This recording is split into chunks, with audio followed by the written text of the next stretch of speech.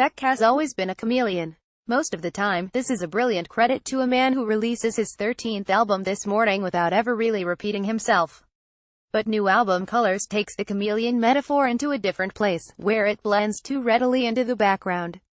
Enlisting the help of co-writer-producer Greg Kurstin, who works with Kylie Minogue, Adele and Sia, is a clear statement of intent about his chart-topping pop intentions.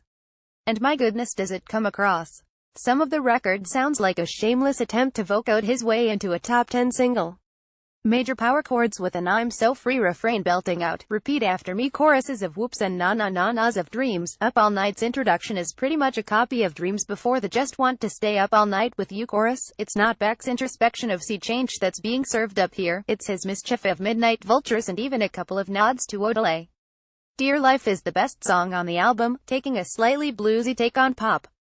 But it's not Beck of old. We're hearing echoes of "It's Ben Folds," and I'm still not sure if that's a good or bad thing. But not all of the album is new today. Dreams was released in the summer of 2015, Wow in June 2016, and Up All Night that September.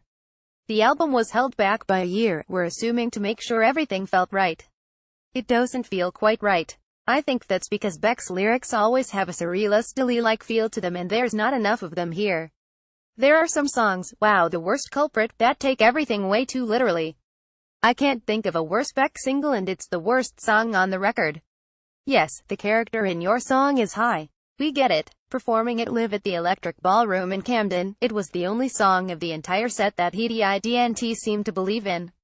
There were songs played last night, Loser for example, that have been around for nearly 25 years.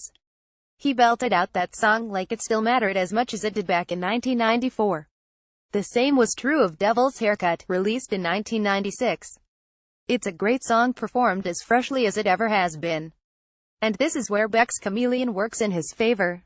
Live, he moves from hip-hop, to garage rock, to funk, to jazz, to country, to folk, and to 1,000 different influences without it ever seeming like he's not Beck.